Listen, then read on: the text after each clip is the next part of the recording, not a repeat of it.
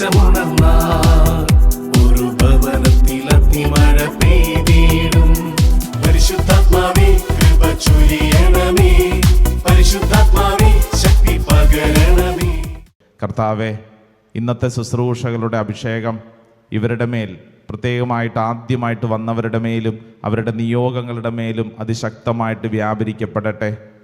ഇനിയുള്ള നാളുകളിലും കുടുംബമായിട്ടൊക്കെ പ്രാർത്ഥിക്കുവാനും വലിയ കൃപ കൊണ്ട് നിറയപ്പെടുവാനും കർത്താവ് കൃപ ചൊരിയട്ടെ. പരിശുദ്ധമ്മയ്ക്ക് നമുക്ക് അവരെ ചേർത്ത് വയ്ക്കാം. നന്മ നിറഞ്ഞ മറിയമേ സ്വസ്തി, കർത്താവ് അങ്ങയോടുകൂടെ സ്ത്രീകളിൽ അങ്ങ് അനുഗ്രഹിക്കപ്പെട്ടവളാവുന്നു. അങ്ങയുടെ ഉദരത്തിൻ ഫലമായി ഈശോ അനുഗ്രഹിക്കപ്പെട്ടവനാവുന്നു.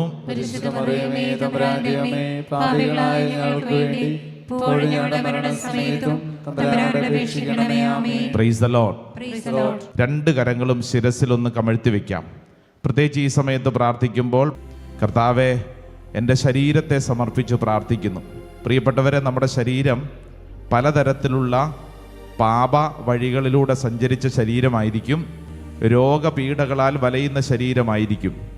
ഈ സമയം ഈ ശരീരത്തിലേക്ക് ദൈവത്തിൻ്റെ ആത്മാവ് അതിശക്തമായിട്ട് പ്രവർത്തിക്കുവാൻ, യേശുവിൻ്റെ ശക്തി നമ്മിൽ വെളിപ്പെടുവാൻ നമ്മൾ ആഗ്രഹിക്കുകയാണ്. പ്രത്യേകമായിട്ട് ഇപ്പോൾ നിങ്ങൾ പ്രാർത്ഥിക്കുമ്പോൾ യേശുവിൻ്റെ നാമം അതിങ്ങനെ ഉള്ളിൻ്റെ ഉള്ളിൽ പറഞ്ഞ് പറഞ്ഞ് പറഞ്ഞ് പ്രാർത്ഥിക്കണം. യേശുവേ യേശുവേ യേശുവേ എന്നിങ്ങനെ ആവർത്തിച്ച് ആവർത്തിച്ച് നമ്മുടെ ഉള്ളിൽ ആ യേശു നാമം നിറയപ്പെടുന്നതിന് വേണ്ടി പ്രാർത്ഥിക്കണം. നമ്മുടെ രക്തക്കുഴലുകളിലൂടെ ശിരസ് മുതൽ ഉള്ളങ്കാല് വരെ യേശുവിൻ്റെ നാമം അതിങ്ങനെ സാവധാനം ചലിക്കട്ടെ. നമ്മുടെ ശ്വാസനിശ്വാസത്തിൽ യേശുവിൻ്റെ നാമം അതിങ്ങനെ പ്രവഹിക്കട്ടെ.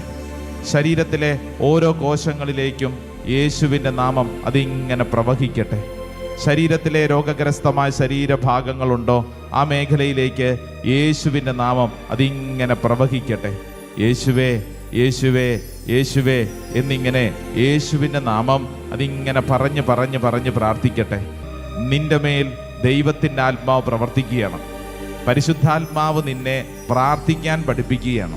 പരിശുദ്ധാത്മാവ് നിന്നെ കൃത്യം വ്യക്തമായി നയിക്കുകയാണ്. ഓൺലൈൻ ശുശ്രൂഷയിൽ പങ്കെടുക്കുന്നവരും ഈ പ്രാർത്ഥനാ ശുശ്രൂഷയിൽ നിങ്ങളായിരിക്കുന്നിടങ്ങളിൽ ഭക്തിപൂർവ്വം പങ്കെടുക്കുക. എൻ്റെ പ്രിയപ്പെട്ടവരെ, വലിയ ഒരു ജനാവലി ഒരുമിച്ച് പ്രാർത്ഥിക്കുമ്പോൾ പെട്ടെന്ന് ദൈവിക ഇടപെടൽ ആ മേഖലയിൽ സംഭവിക്കും. ഓ കർത്താവെ, ഈ സമയം ഞങ്ങൾ വിശ്വസിച്ച് പ്രാർത്ഥിക്കുന്നു. പ്രാർത്ഥിച്ചുകൊണ്ടിരിക്കുന്ന ഓരോരുത്തരുടെ മേലും അത്ഭുതകരമായ ദൈവിക ഇടപെടലുകൾ സംഭവിക്കുവാൻ, ശിരസ് മുതൽ ഉള്ളംകാല് വരെ ദൈവിക ശക്തി വ്യാപരിക്കുവാൻ കർത്താവെ ഇടവരുത്തണമേ. ഈ സമയം പ്രാർത്ഥിക്കുക. ഒരുപക്ഷെ ചില തീരുമാനങ്ങൾ എടുത്തവരാണ്, എന്നാൽ ആ തീരുമാനങ്ങൾ തെറ്റിച്ചു, പാളിപ്പോയി, വീണ്ടും വീണ്ടും വീണ്ടും പാപം ചെയ്ത് ശരീരത്തിൽ തിന്മ വരുത്തിയിട്ടുണ്ടാവും. ഈ സമയം പരിശുദ്ധാത്മാവിൻ്റെ ശക്തി ഈ സമയം നമ്മുടെ ശരീരത്തിലുടനീളം വെളിപ്പെടുകയാണ്. ഇതാ ആത്മാവിൻ തീയെ, സ്വർഗീയ തീയെ എൻ്റെ ഉള്ളിൽ ആളിക്കത്തിയാൻ നീ വരണമേ. പരിശുദ്ധാത്മാവിൻ്റെ ശക്തി നമ്മുടെ ശരീരത്തിൽ മുഴുവൻ വെളിപ്പെടുകയാണ്. എല്ലാവരും യേശുവേ യേശുവേ യേശുവേ യേശുവേ എന്നിങ്ങനെ യേശുവിൻ്റെ നാമം പറഞ്ഞ് പറഞ്ഞ് പറഞ്ഞ് പറഞ്ഞ് പ്രാർത്ഥിക്കട്ടെ. നാവ് തുറന്ന് ഹൃദയം തുറന്ന് സ്തുതിച്ച് പ്രാർത്ഥിക്കട്ടെ. എല്ലാ ഭാരവും മാറ്റട്ടെ. ആലോചനകൾ പരിശുദ്ധാത്മാവിതാ ഏറ്റെടുക്കുന്നു. ഭാരപ്പെട്ട് വന്നിരിക്കുന്നവരെ പരിശുദ്ധാത്മാവ് ഏറ്റെടുക്കുകയാണ്. നിന്റെ അസ്വസ്ഥമായ മനസ്സിൽ പരിശുദ്ധാത്മാവ് പ്രവർത്തിക്കുകയാണ്. ഒന്നിനെയും കുറിച്ച് നീ ഭാരപ്പെടേണ്ട. ഇതാ നിന്റെ ശരീരത്തെ പരിശുദ്ധാത്മാവ് ഏറ്റെടുക്കുകയാണ്. അപ്രതീക്ഷിതമായ ചില സംഭവങ്ങളിൽ ഭാരപ്പെട്ട് പ്രാർത്ഥിക്കുന്ന ചിലരുണ്ട്. അപ്രതീക്ഷിതമായ ചില സംഭവങ്ങളിൽ ഭാരപ്പെട്ട് പ്രാർത്ഥിക്കുന്നവര്, ഇതാ പരിശുദ്ധാത്മാവ് നിന്നെ ശാന്തമാക്കുന്നു. പരിശുദ്ധാത്മാവിൻ്റെ ശക്തി നിന്റെ ശരീരത്തിലേക്ക് ഒഴുകുന്നു. എൻ്റെ പ്രിയരെ, യേശുവേ എന്ന് വിളിക്കുമ്പോൾ, ആബാ പിതാവേ എന്ന് വിളിക്കുമ്പോൾ, പരിശുദ്ധാത്മാവേ എന്ന് വിളിക്കുമ്പോൾ തളർന്ന കൈകാലുകൾക്ക് ബലം ലഭിക്കുമെങ്കിൽ, ഉണർവില്ലാത്ത ശരീരത്തിൽ ഉണർവ് കിട്ടുമെങ്കിൽ അത് നിന്നിലും സംഭവിക്കുകയാണ്. ഓ ആത്മാവിൻ്റെ തീയെ, സ്വർഗീയ തീയെ എൻ്റെ ഉള്ളില് ഈ സമയം കത്തി കത്തി കത്തി പടരട്ടെ. വലിയൊരു അഭിഷേകം, വലിയ ഒരു കൊടുങ്കാറ്റ്, വലിയൊരു തീ കത്തുന്ന അനുഭവം ഈ ദൈവജനത്തിൻ്റെ മേൽ വ്യാപരിക്കപ്പെടുവാൻ എല്ലാവരും നന്നായിട്ടൊന്ന് സ്തുതിക്കട്ടെ. പോരാ, നാവ് തുറന്ന് സ്തുതിക്കട്ടെ, ഹൃദയം തുറന്ന് സ്തുതിക്കട്ടെ, യേശുവേ എന്ന് വിളിച്ച് പ്രാർത്ഥിക്കട്ടെ. ദൈവത്തിൻ്റെ ആത്മാവ് പ്രാർത്ഥിച്ചുകൊണ്ടിരിക്കുന്ന ഓരോരുത്തരുടെ മേലും അത്ഭുതകരമായിട്ട് പ്രവർത്തിക്കട്ടെ, അത്ഭുതകരമായിട്ട് പ്രവർത്തിക്കട്ടെ. ശരീരത്തിലെ ഓരോ കോശങ്ങളിലേക്കും ദൈവത്തിൻ്റെ ആത്മാവ് പ്രവർത്തിക്കട്ടെ. ദൈവിക ശക്തി വെളിപ്പെടട്ടെ. ഒരു പുതിയ അഭിഷേകം, ഒരു പുതിയ ശക്തി, ഒരു പുതിയ ശക്തി ദൈവജനത്തിന്റെ മേൽ വെളിപ്പെടട്ടെ. എല്ലാവരും സ്തുതിക്കട്ടെ, സ്തുതിക്കട്ടെ, സ്തുതിക്കട്ടെ, സ്തുതിക്കട്ടെ, സ്തുതിക്കട്ടെ, സ്തുതിക്കട്ടെ. ഓ കർത്താവേ, ഞങ്ങൾ വിശ്വസിക്കുന്നു, ഇപ്പോൾ പ്രാർത്ഥിച്ചുകൊണ്ടിരിക്കുമ്പോൾ തന്നെ ദൈവത്തിന്റെ ആത്മാവ് ഞങ്ങൾ ഓരോരുത്തരെയും ഏറ്റെടുക്കട്ടെ, ഓരോരുത്തരെയും ഏറ്റെടുക്കട്ടെ. പ്രാർത്ഥിച്ചുകൊണ്ടിരിക്കുന്ന സമയം അനേകരുടെ ശരീരത്തില്, അനേകരുടെ മനസ്സില്, അനേകരുടെ ആത്മാവിൽ ദൈവിക ശക്തി വെളിപ്പെടുന്നു. ഓൺലൈനിൽ പങ്കെടുത്തുകൊണ്ടിരിക്കുന്നവരും വിശ്വസിച്ച് പ്രാർത്ഥിച്ചോ. നിന്റെ മേൽ ദൈവത്തിന്റെ ആത്മാവ് വെളിപ്പെടുന്ന സമയം വിശ്വസിച്ച് പ്രാർത്ഥിക്കട്ടെ, ആഗ്രഹിച്ച് പ്രാർത്ഥിക്കട്ടെ. കരങ്ങൾ ഉയർത്തി, കരങ്ങൾ ഉയർത്തി യേശുവേ എന്ന് വിളിച്ച്, അവാ പിതാവേ എന്ന് വിളിച്ച്, പരിശുദ്ധാത്മാവേ എന്ന് വിളിച്ച്, ആരാധന, ആരാധന, ആരാധന, ആരാധന, ആരാധന, ആരാധന, ആരാധന. ഹല്ലേലൂയ, ഹല്ലേലൂയ, ഹല്ലേലൂയ. ആത്മാവിൻ തീയെ, സ്വർഗീയ തീയെ എന്റെ ഉള്ളിൽ ആളിക്കത്താൻ വാ. നമ്മളെല്ലാവരും പ്രാർത്ഥിക്കുക, പരിശുദ്ധാത്മാവിനോടാണ് പ്രാർത്ഥിക്കുന്നത്. ആമേൻ. ആത്മാവിൻ തീയെ, സ്വർഗീയ തീയെ എന്റെ ഉള്ളിൽ ആളിക്കത്തി വാ. ആമേൻ. യേശുവിൻ നാമമുയർത്താൻ എന്റെ ഉള്ളിൽ ആളിക്കത്തി വാ. പാടി പ്രാർത്ഥിച്ചേ. ആത്മാവിൻ തീയെ, സ്വർഗീയ തീയെ എന്റെ ഉള്ളിൽ ആളിക്കത്തി വാ. ആമേൻ, ആമേൻ. യേശുവിൻ നാമമുയർത്താൻ എന്റെ ഉള്ളിൽ ആളിക്കത്തി വാ. കൈകൾ ഉയർത്തി, കൈകൾ അടിച്ച്, ആമേൻ, ആമേൻ, നിന്റെ വേലയെ തികച്ചിടാം. ആമേൻ. ഞാൻ നിനക്കായി കത്തിയെരിഞ്ഞിടാം. ഞാൻ നിന്റെ വേലയെ തികച്ചിടാം. നിനക്കായിട്ടല്ലോ ഈ ജീവിതം എന്റെ യേശുവേ. അഗ്നിയായി, അഗ്നിയായി ഇറങ്ങണമേ, ശക്തിയായി, ശക്തിയായി വെളിപ്പെടണേ. അഗ്നിയായി, അഗ്നിയായി ഇറങ്ങണമേ, ശക്തിയായി, ശക്തിയായി വെളിപ്പെടണേ. രണ്ട് കരങ്ങളും നെഞ്ചോട് ചേർത്ത് കണ്ണടച്ച് വിശ്വസിച്ച് പ്രാർത്ഥിച്ചേ. റോമാക്കാർക്ക് എഴുതിയ ലേഖനം 12:11. തീഷ്ണതയിലും മാന്യം കൂടാതെ ആത്മാവിൽ ജ്വലിക്കുന്നവരായി കർത്താവിനെ ശുശ്രൂഷിക്കുവിൻ. ഇപ്പോൾ ഈ ശുശ്രൂഷയിൽ പങ്കെടുത്തുകൊണ്ടിരിക്കുന്ന ഓരോ വ്യക്തിയോടും ദൈവത്തിൻ്റെ വചനം പഠിപ്പിക്കുകയാണ്. തീഷ്ണതയിൽ മാന്യം കൂടാതെ ആത്മാവിൽ ജ്വലിക്കുന്നവരായി കർത്താവിനെ ശുശ്രൂഷിക്കുവിൻ. തീഷ്ണതയിൽ മാന്യം കൂടാതെ. ഒരുപക്ഷെ ഇവിടെ ഇരിക്കുന്നു പ്രാർത്ഥിക്കുമ്പോൾ ഒരു വല്ലാത്ത മരവിപ്പ്, പ്രാർത്ഥിക്കാൻ തോന്നുന്നില്ല, കുറേ സംശയങ്ങളും ഭാരങ്ങളും, ആലോചിച്ച് എത്തും പിടിയും കിട്ടുന്നില്ല, ഉറക്കക്ഷീണം, അസ്വസ്ഥത, ഭാരം, ഇന്നലകളിലെ ചില പാപങ്ങൾ ഇങ്ങനെ വേട്ടയാടുന്നു, ഇന്നലകളിലെ തെറ്റായ തീരുമാനങ്ങൾ മൂലമുണ്ടായ ചില കോൺസിക്വൻസ്, അതിൻ്റെ ചില ഭവിഷ്യത്തുകൾ നമ്മളെ വേട്ടയാടുന്നു. ഇനി എന്ത് ചെയ്യണമെന്നറിഞ്ഞുകൂടാ. അപ്രതീക്ഷിതമായിട്ടുണ്ടായ ചില സംഭവങ്ങളിൽ ഇങ്ങനെ ഞെരുങ്ങുന്നു. എൻ്റെ പ്രിയപ്പെട്ട സഹോദര, സഹോദരി, ഇതാ പരിശുദ്ധാത്മാവ് നിന്നിൽ പ്രവർത്തിക്കുന്ന സമയമാണ്. ഗലാത്യർക്ക് എഴുതിയ ലേഖനം 3:3 ഇതാ വചനം ചോദിക്കുകയാണ്. ആത്മാവിൽ ആരംഭിച്ചിട്ട് ഇപ്പോൾ ശരീരത്തിൽ അവസാനിപ്പിക്കുവാൻ മാത്രം ഭോഷന്മാരാണോ നിങ്ങൾ? ആത്മാവിൽ ആരംഭിച്ചിട്ട് ഇപ്പോൾ ശരീരത്തിൽ അവസാനിപ്പിക്കുവാൻ മാത്രം ഭോഷന്മാരാണോ നിങ്ങൾ? ശരീരത്തിൻ്റെ കുറിച്ചല്ല ചിന്തിക്കേണ്ടത്, മറിച്ച് ആത്മീയ മേഖലയെ കുറിച്ച് ചിന്തിക്കുക. എഫേസ്യർക്ക് എഴുതിയ ലേഖനം 6:18 ഇതാ പൗലോസ് ശ്ലീഹ പഠിപ്പിക്കുകയാണ്. നിങ്ങൾ അപേക്ഷകളോടും യാചനകളോടും കൂടെ എല്ലാ ദിവസവും ആത്മാവിൽ പ്രാർത്ഥനാ നിരതരായിരിക്കുവിൻ.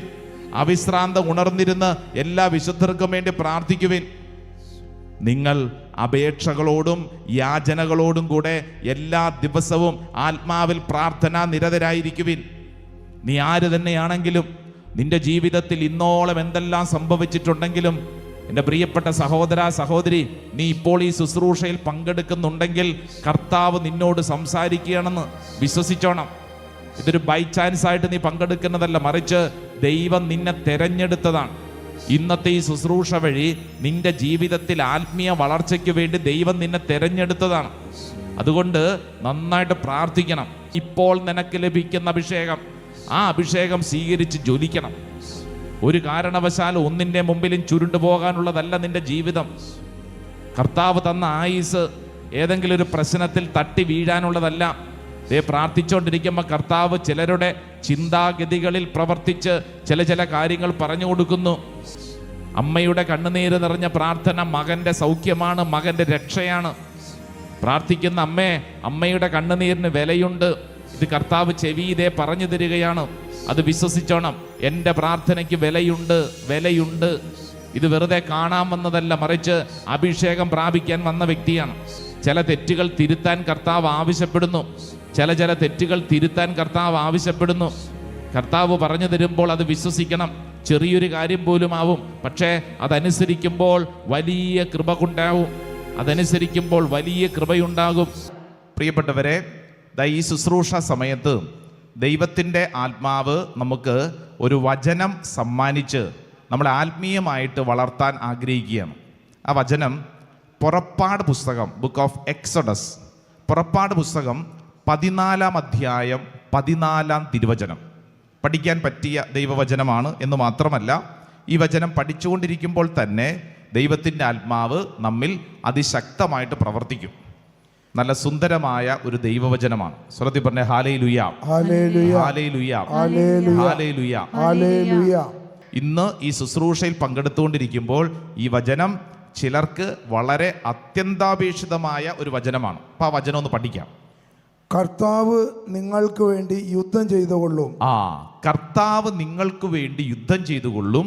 നിങ്ങൾ ശാന്തരായിരുന്നാൽ മതി. നിങ്ങൾ ശാന്തരായിരുന്നാൽ മതി. Price the Lord, praise the Lord, ഹല്ലേലൂയ, ഹല്ലേലൂയ. കേട്ടോ, എന്തൊരു ശക്തമായ ഒരു സന്ദേശമാണ് കർത്താവ് ഈ ശുശ്രൂഷ സമയത്ത് നൽകുന്നതെന്നറിയോ? കർത്താവ് നിങ്ങൾക്ക് വേണ്ടി യുദ്ധം ചെയ്തുകൊള്ളും, നിങ്ങൾ ശാന്തരായിരുന്നാൽ മതി. ഹല്ലേലൂയ, ഹല്ലേലൂയ, ഹല്ലേലൂയ, ഹല്ലേലൂയ. ഈ ശുശ്രൂഷയിൽ പങ്കെടുക്കുന്ന ഓരോരുത്തരോടും എന്ന് പറഞ്ഞു കഴിഞ്ഞാൽ നിങ്ങളുടെ ജീവിത അവസ്ഥ എന്തു തന്നെയാണെങ്കിലും, കേട്ടോ, എന്തു തന്നെയാണെങ്കിലും ദൈവത്തിൻ്റെ ആത്മാവ് ഇതാ ഓരോരുത്തരോടും എന്നോടുമൊക്കെ പറയുകയാണ്, കർത്താവ് നിനക്ക് വേണ്ടി യുദ്ധം ചെയ്തുകൊള്ളും, നിങ്ങൾ ശാന്തരായിരുന്നാൽ മതി. ഹല്ലേലൂയ, ഹല്ലേലൂയ, ഹല്ലേലൂയ, ഹല്ലേലൂയ. വലതുകരം ഉയർത്തി നമുക്ക് ആ വചനം ഒന്ന് ഏറ്റു പറയാം. പുറപ്പാട് പുസ്തകം 14-ാം അധ്യായം 14-ാം തിരുവചനം. കർത്താവ് നിങ്ങൾക്ക് വേണ്ടി യുദ്ധം ചെയ്തുകൊള്ളും, നിങ്ങൾ ശാന്തരായിരുന്നാൽ മതി. ശാന്തരായിരുന്നാൽ മതി. അപ്പൊ ഈ വചനം നമ്മൾ സ്വീകരിക്കുമ്പോ എങ്ങനെ പറയും?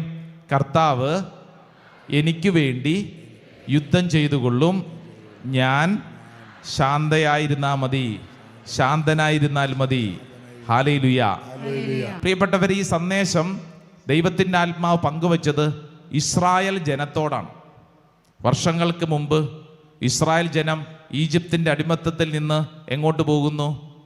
കാനാൻ ദേശത്തേക്കുള്ള യാത്ര. അവരങ്ങനെ യാത്ര ചെയ്ത് ഒരു കടലിൻ്റെ തീരത്തെത്തി. ഏതാ കടല്? ചെങ്കടല്. മുമ്പോട്ട് പോകാൻ പറ്റുന്നില്ല. ഇനി എന്ത് ചെയ്യും? അല്ലേ? വല്ലാത്ത വിഷമം. എന്നാൽ പിന്നെ പുറകോട്ട് പോകാമെന്ന് വിചാരിച്ചപ്പോഴത്തേക്ക് എന്ത് സംഭവിക്കുന്നു? ഫറവോയുടെ പടയാളികളുടെ കുതിര കുളമ്പടി ഒച്ച അവരുടെ ചെവിയിൽ. പുറകോട്ടും പോകാൻ പാടില്ല, മുമ്പോട്ടും പോകാൻ പാടില്ല. പെട്ടു. എന്തു ചെയ്യും? നമ്മൾ മലയാളത്തിൽ അതിനെ എന്ത് വിളിക്കും? ചെകുത്താനും കടലിനും നടുക്ക്. അങ്ങോട്ടും പോകാൻ പാടില്ല, ഇങ്ങോട്ടും പോകാൻ പാടില്ല. പെട്ടു. ഇങ്ങനെ ഈ പെട്ടിരിക്കുമ്പോൾ എന്തു ചെയ്യും? പ്രിയപ്പെട്ടവരെ, നമ്മുടെ സ്വഭാവമായിരുന്നു ഇസ്രായേൽക്കാർക്ക്. അവരെന്ത് ചെയ്തെന്നറിയോ? അവരുടനെ തന്നെ നേതാവിനെതിരെ പരാതിയുമായിട്ടെത്തി. ഇതെന്നാ പരിപാടിയാണ് അല്ലേ? അതൊന്ന് വായിക്കുന്നത് നല്ലതാ. പുറപ്പാട് പുസ്തകം 14-ാം അധ്യായം അതിൻ്റെ 10 മുതലുള്ള വചനം ഒന്ന് വായിച്ചേ. 14:10 മുതൽ.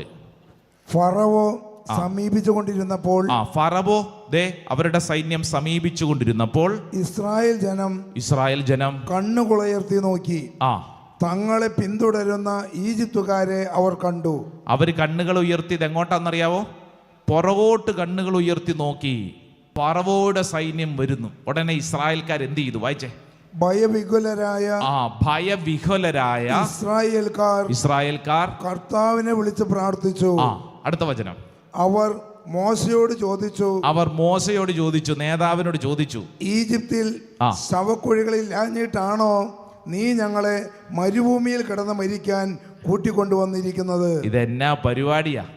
അവിടെ എങ്ങാനും കിടന്നാ പോരായിരുന്നു, എന്തിനാ ഇവിടെ കൊണ്ടുവന്നത്? അടുത്തത്, നീ എന്താണ് ഞങ്ങളോട് ചെയ്തിരിക്കുന്നത്? നീ എന്താ ഞങ്ങളോട് ചെയ്തേ? ഈജിപ്തിൽ നിന്ന് എന്തിനാണ് ഞങ്ങളെ പുറത്തു കൊണ്ടുവന്നത്? ഞങ്ങളെ തനിയെ വിട്ടേക്കൂ. അല്ലേ? ഞങ്ങൾ ഈജിപ്തുകാർക്ക് വേല ചെയ്ത് കഴിഞ്ഞു കൊള്ളാം. ഞങ്ങൾ എങ്ങോട്ടെങ്കിലും പൊക്കോളാം. ചില സമയത്ത് വീട്ടിലൊക്കെ ചിലരുടെ ഡയലോഗ് ഇങ്ങനെയാണല്ലേ, ദേ എന്നെ ഒന്ന് വിട്ടേക്ക്, ഇനി ഞാൻ ഒരു കാര്യത്തിനും വരുന്നില്ലേ, അല്ലേ? എന്നെ അങ്ങോട്ട് വിട്ടേക്ക്, ഇനി ഞാനായിട്ടൊരു പ്രശ്നത്തിനും വരുന്നില്ലേ, വിട്ടേക്ക്. എന്നിട്ട് അടുത്ത വചനം വായിച്ചേ. എന്ന് ഈജിപ്തിൽ വെച്ച് ഞങ്ങൾ നിന്നോട് പറഞ്ഞതല്ലേ? ഈജിപ്തുകാർക്ക് അടിമവേല ചെയ്യുകയായിരുന്നു, മരുഭൂമിയിൽ കിടന്ന് മരിക്കുന്നതിനേക്കാൾ അതായിരുന്നു. മോശ ജനത്തോട് പറഞ്ഞു, നിങ്ങൾ ഭയപ്പെടാതെ നിങ്ങൾ ഇങ്ങനെ ഭയപ്പെട്ട് ബഹളം വെക്കല്ലേ, നിങ്ങൾ ഉറച്ചു നിൽക്കുവിൻ കേട്ടോ. എന്നിട്ട് ശക്തമായ സന്ദേശം, നിങ്ങൾക്ക് വേണ്ടി ഇന്ന് കർത്താവ് ചെയ്യാൻ പോകുന്ന രക്ഷാകൃത്യം നിങ്ങൾ കാണും. ഇന്ന് കണ്ട ഈ ഈജിപ്തുകാരെ ഇനിമേൽ നിങ്ങൾ കാണുകയില്ല. ഹല്ലേലൂയ. ഇന്ന് നിങ്ങൾ കാണുന്ന നിങ്ങളുടെ ഈ ശത്രു, നിങ്ങളെ വേദനിപ്പിക്കുന്ന നിങ്ങളുടെ ഈ പ്രശ്നം നിങ്ങൾ ഇനിമേൽ കാണുകയില്ല. വിശ്വസിക്കുന്നവരൊന്ന് കൈയടിച്ച് നന്ദി പറഞ്ഞേ, നല്ല കയ്യടി കൊടുത്തേ. ഹല്ലേലൂയ. ഇതാണ് വാഗ്ദാനം. നിന്റെ ജീവിതത്തെ പീഡിപ്പിക്കാൻ, നിന്നെ തകർക്കാൻ, നിന്നെ നശിപ്പിക്കാൻ, നിന്നെ കണ്ണുനീര് കുടിപ്പിക്കാൻ ചില ആളുകളൊക്കെ ഉണ്ടാവും, ചില പ്രസ്ഥാനങ്ങൾ ഉണ്ടാവും. ഒരുപക്ഷെ നമ്മുടെ തന്നെ ചില ദുശീലങ്ങൾ നമ്മളെ വിഷമിപ്പിക്കുന്നു, ഭാരപ്പെടുത്തുന്നു. ഇതാ വചനം പഠിപ്പിക്കുന്നു, ഇനി നീ ഈ പറഞ്ഞ ശത്രുവിനെ ഓർത്തോണ്ടിരിക്കണ്ട, നിന്റെ കൺമുമ്പിൽ നിന്ന് ഈ ശത്രുവിനെ ഞാൻ അകറ്റും. ഹല്ലേലൂയാ. എന്നിട്ടാണ് വചനം പറഞ്ഞത്, ഞാൻ നിങ്ങൾക്ക് വേണ്ടി യുദ്ധം ചെയ്തുകൊള്ളും, നിങ്ങൾ എന്ത് ചെയ്താൽ മതി? ശാന്തരായിരുന്നാൽ മതി. ഹല്ലേലൂയാ.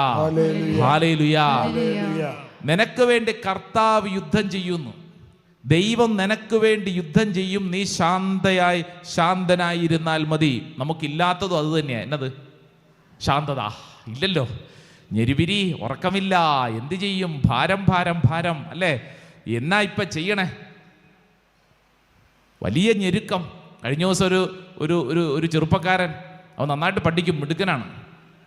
അവന് ഒരു വിദേശത്തൊരു ജോലി, എല്ലാം റെഡിയാണ്. അവൻ പറഞ്ഞത്, അച്ഛാ എല്ലാം റെഡിയാണ്, ഇൻ്റർവ്യൂ എന്നൊക്കെ പറഞ്ഞു കഴിഞ്ഞാൽ അച്ഛാ എൻ്റെ നല്ല കഴിവുണ്ട്, പക്ഷേ അച്ഛാ ഒരു സർട്ടിഫിക്കറ്റ് എങ്ങാണ്ട് റെഡിയാകാനുണ്ട്, കുറേ നാളായി അച്ഛാ ഇതിൻ്റെ പുറകെ നടക്കൂ, ഇനി ഞാൻ എന്നതാ ചെയ്യണ്ടേ? ഒരൊറ്റ സർട്ടിഫിക്കറ്റ് അവിടെ നിന്നോ ഇവിടെ നിന്നോ കിട്ടാനുണ്ട്, അത് അങ്ങോട്ട് ശരിയാവുന്നില്ല അച്ഛാ, ഞാനിങ്ങനെ ഞെരുക്കത്തിലാണ്, ഞാൻ ആകെ പ്രതിസന്ധിയിൽ, എന്നാ ചെയ്യും, വിഷമത്തിലാന്ന്. വേറൊരു ഫാമിലി പ്രാർത്ഥിക്കാമെന്ന് പറഞ്ഞത്, അച്ഛാ ഞങ്ങൾ കഴിഞ്ഞ 6 വർഷമായിട്ട് കാനഡയിലേക്ക് പോകാൻ വേണ്ടിയിട്ട് വിസ പ്രോസസ്സിങ്ങിന് കൊടുത്തതാണ്. അവരിപ്പോൾ വിളിക്കുമെന്നും പറഞ്ഞിട്ട് 6 വർഷമായി അച്ഛാ, 6 വർഷം. അച്ഛാ ഇപ്പം നാട്ടിലും ജോലിയില്ല, ഇനിയിപ്പോൾ എന്നതാ ചെയ്യണ്ടേ? അങ്ങോട്ട് ഇപ്പം പോകുമെന്നും പറഞ്ഞുകൊണ്ട് വീട്ടുകാരോട് പറഞ്ഞുകൊണ്ടിരിക്കുക. ഇപ്പം നാട്ടുകാർ ചോദിക്കാൻ തുടങ്ങി, പോകുന്നില്ലേ? 6 വർഷമായി അച്ഛാ, കുടുംബം മുമ്പോട്ട് നീങ്ങണ്ടേ? എന്നാൽ പിന്നെ നാട്ടിൽ എന്തെങ്കിലും ജോലി ചെയ്യാമെന്ന് വിചാരിച്ച് ഇങ്ങനെ റെഡിയായിട്ട് വരുമ്പോഴത്തേക്ക് ഏജൻസിക്കാർ വിളിച്ചിട്ട് പറയുന്നത് ഇപ്പം ശരിയാകുമെന്ന് പറയും. അപ്പോൾ പിന്നെ ഇത് വേണ്ടാന്ന് വെച്ച് ഇപ്പം റെഡിയായിട്ടിരിക്കും, പെട്ടിയും മേടിച്ചിരിക്കുക. വർഷം എത്രയായി? 6. പെട്ടിരിക്കുക അച്ഛാ, എന്നാ ചെയ്യണ്ടേ? പെട്ടിരിക്കുക. ഹല്ലേലൂയാ. നിങ്ങൾക്ക് ഞാൻ ഈ പറയുന്നതിൻ്റെ വിഷമം മനസ്സിലായോ? തത്തുല്യമായ അനുഭവത്തിലൂടെ കടന്നു പോകുന്നവർക്ക് നന്നായിട്ട് മനസ്സിലാവും, നല്ലപോലെ മനസ്സിലാവും. ഉള്ളിൻ്റെ ഉള്ളിലെ ഈ ഞെരിപ്പോട്, വിഷമം, എന്നതാ ഇപ്പം ചെയ്യണ്ടേ? ഒന്നും അങ്ങോട്ട് എടുത്തും പിടിച്ചും കിട്ടുന്നില്ല. ജർമ്മനിക്ക് പോകാൻ വേണ്ടി ഒരു പെണ്ണ് ആഗ്രഹിച്ച് റെഡിയായിട്ട് ഇവിടെ പ്രാർത്ഥിക്കാൻ വന്നപ്പോൾ എന്നോട് പറഞ്ഞു, എൻ്റെ അച്ഛാ എല്ലാം റെഡിയാ. അപ്പോൾ ഒരു ചെറിയ കാര്യത്തിൽ എന്തോ ഒരു മിസ്റ്റേക്ക് അവരിപ്പം ശരിയാക്കും എന്നാണ് പറയണേ. എനിക്കുണ്ടായിരുന്ന ജോലി ഞാൻ ഇട്ടിട്ടായിരുന്നു ഞാൻ ഇതിന് പോകുന്നത്. എൻ്റെ വീട്ടിലൊരു സ്വസ്ഥതയില്ല. വീട്ടുകാർ തന്നെ എനിക്ക് ഈ ജോലി റെഡിയാക്കി വെച്ചത് ജർമ്മനിക്ക് പോകാൻ വേണ്ടി എവിടുന്നൊക്കെയോ കടം മേടിച്ചിട്ടാണ്. ഇതിപ്പോൾ അതേ എന്നാ ചെയ്യാനാ. അപ്പോൾ സംസാരിച്ചുകൊണ്ടിരുന്നപ്പോൾ ഈ പെണ്ണ് ഇടയ്ക്കിടയ്ക്ക് ഇങ്ങനെ തല ചൊറിയുന്നുണ്ട്. ഇടയ്ക്കിടയ്ക്ക് ഈ പറച്ചിലിൻ്റെ ഇടയിൽ തല ചൊറിയുന്നുണ്ട്. അപ്പം എനിക്ക് മനസ്സിലായി ഇത് മാത്രമല്ല, ഇതിനേക്കാൾ വലിയ എന്തോ ഒരു ഭാരവും കൂടെ ഈ പെണ്ണിൻ്റെ ഈ തല ചൊറിച്ചിലുണ്ടെന്ന്. അപ്പം ഞാൻ ചോദിച്ചു, എന്നാ തന്നെ ഇങ്ങനെ ഈ തല ചൊറിഞ്ഞുകൊണ്ടിരിക്കുന്നേ? അല്ലച്ചാ, ഇതിൻ്റെ ഇടയ്ക്ക് ആകപ്പാടെ ഒരു ബന്ധം ഉണ്ടായിരുന്നു ഒരു ചെറുപ്പക്കാരനുമായിട്ട്. വീട്ടുകാരൊക്കെ ഉറപ്പിച്ചതായിരുന്നു. ജർമ്മനിക്ക് പോകുന്നു, എല്ലാം റെഡിയാകുന്നു, കല്യാണം കഴിക്കുന്നു. അവനും ജർമ്മനിക്ക് പോകുന്നു, ഞാനും പോകുന്നു, ഞങ്ങളങ്ങനെ ഒരുമിച്ച് ജീവിക്കുന്നു. അച്ഛാ, വീട്ടുകാരൊക്കെ ഉറപ്പിച്ചത് എല്ലാം ഓക്കെ. ഞാൻ പറഞ്ഞു, ഇപ്പം എന്നെ തന്നെ ഈ തല ചൊറിയണേ? കഴിഞ്ഞ ആഴ്ച അവൻ ജർമ്മനിക്ക് പോയി. അവൻ അവിടെ ചെന്നിട്ട് 2 ദിവസം കഴിഞ്ഞപ്പോൾ ഇങ്ങോട്ട് ഫോൺ വിളിച്ചിട്ട് പറഞ്ഞു, നിന്റെ കാര്യം ഓക്കെ ആകുമെന്നൊന്നും എനിക്കൊന്നും തോന്നുന്നില്ല, എനിക്ക് വേണ്ടി നീ കാത്തിരിക്കണ്ട. 6 വർഷം പ്രണയിച്ചതാ അച്ഛാ. അവനിപ്പോൾ അവിടെ വേറെ ആരണ്ടാക്കിയായി. ഉണ്ടായിരുന്ന ബന്ധവും പോയി, ജോലിയില്ല, വീട്ടുകാർക്കും വേണ്ട. ഇതിന് ഞാൻ എന്നതാ ചെയ്യണ്ടേ? അച്ഛാ, ഈ പോട്ട ആശ്രമത്തിലോട്ട് വരാൻ വേണ്ടി തന്നെ ഞാൻ എൻ്റെ കൂട്ടുകാരിയോട് ഗൂഗിൾ പേ വഴി വണ്ടി ചാർജ് മേടിച്ചിട്ടാണ് വന്നത്. എന്ന് പറഞ്ഞു കഴിഞ്ഞാൽ 5 പൈസ ഇല്ല അച്ഛാ, പെട്ടിരിക്കുക. ഹല്ലേലൂയ. എൻ്റെ പ്രിയപ്പെട്ടവരെ, നിന്റെ ജീവിതത്തിൽ നീ ഇരിക്കുന്ന ഈ അവസ്ഥയിൽ ഇസ്രായേൽ ജനത്തോട് ദൈവം പറഞ്ഞ കാര്യം ഇന്ന് ഈ ശുശ്രൂഷ സമയത്ത് നിന്റെ തലയ്ക്കകത്തോട്ട് നീ ഉറപ്പിക്കണം. കർത്താവ് നിനക്ക് വേണ്ടി യുദ്ധം ചെയ്യും, നീ ശാന്തമായിട്ടിരിക്കുക. Hallelujah, hallelujah. ഇതിനെക്കുറിച്ച് പഠിക്കാൻ നല്ല സുന്ദരമായ ഒരു വചനഭാഗമുള്ളത് ദിനവൃത്താന്ത പുസ്തകം, ബുക്ക് ഓഫ് ക്രോണിക്കിൾസ്, ദിനവൃത്താന്തത്തിൻ്റെ 2-ാം പുസ്തകം 20-ാം അധ്യായം. നല്ല വചനമാണ്, നമുക്ക് ഈ വചനം ഒന്ന് പഠിക്കാം. ദിനവൃത്താന്ത പുസ്തകം 2-ാം പുസ്തകം അതിൻ്റെ 20-ാം അധ്യായത്തിൽ നമ്മൾ ഒരു രാജാവിനെ പരിചയപ്പെടുകയാണ്. ഈ രാജാവിൻ്റെ പേരാണ് യഹോഷാഫാത്ത് എന്ന് പറയുന്ന രാജാവ്. നമുക്കൊന്ന് ആ വചനം വായിക്കാം. 20-ാം അധ്യായം 1-ാം വചനം വായിച്ചേ. കുറെ കാലം കഴിഞ്ഞ് മൊവാബ്യരും അമ്മോന്യരും മെയൂന്യരും ചേർന്ന് യഹോഷാഫാത്തിനെതിരെ യുദ്ധത്തിന് വന്നു. യഹോഷാഫാത്തിനെതിരെ യുദ്ധത്തിന് വന്നു. ചിലർ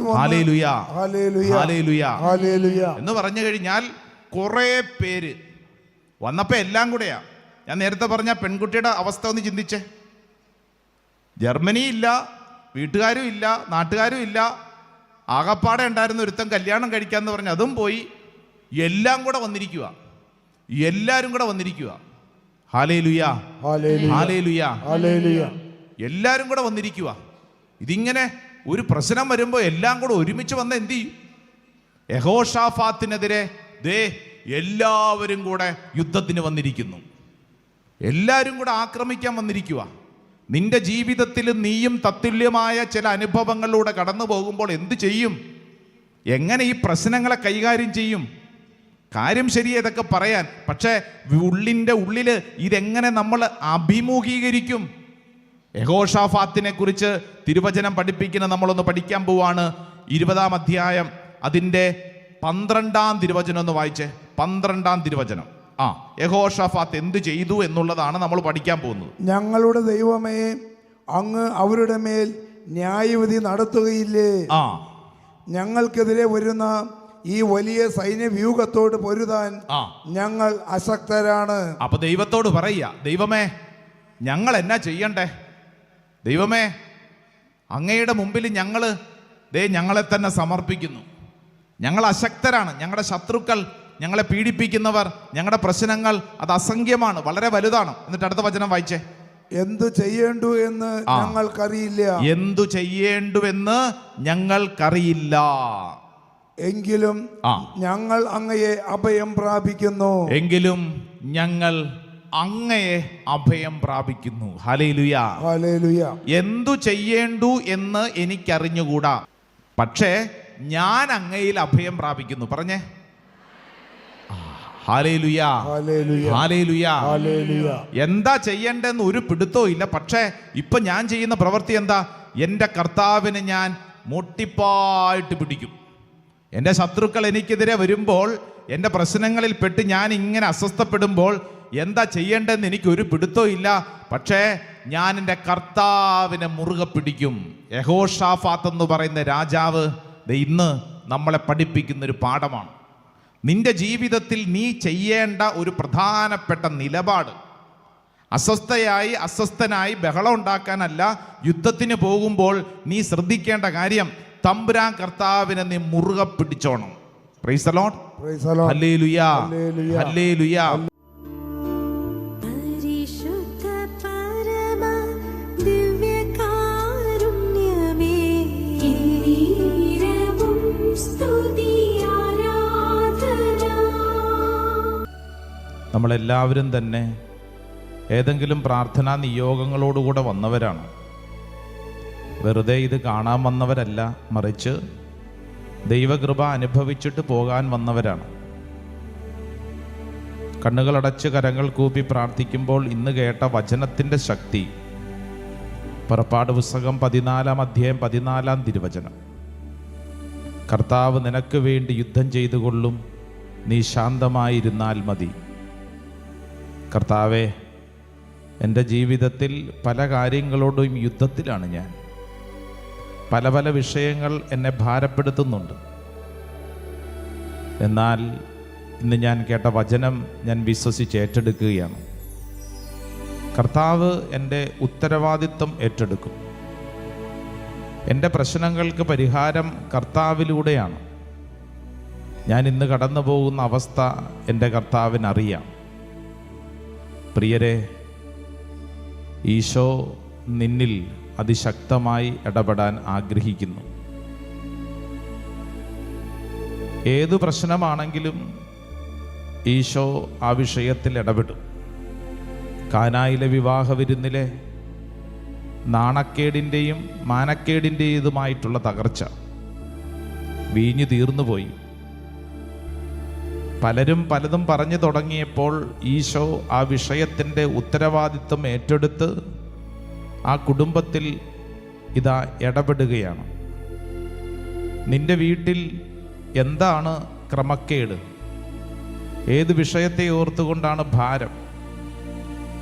അനേക മാതാപിതാക്കൾ മക്കളെ ഓർത്ത് ഭാരപ്പെട്ട് പ്രാർത്ഥിക്കുന്നുണ്ടല്ലോ. മക്കളെക്കുറിച്ച് ഓർക്കുമ്പോൾ തന്നെ വലിയ ഭാരം. എന്താകും, എന്തായി തീരും എന്നൊക്കെയാണ് ചിന്ത. ജീവിത പങ്കാളിയെ ഓർത്തുകൊണ്ട് ഭാരപ്പെടുന്നവരുണ്ട്.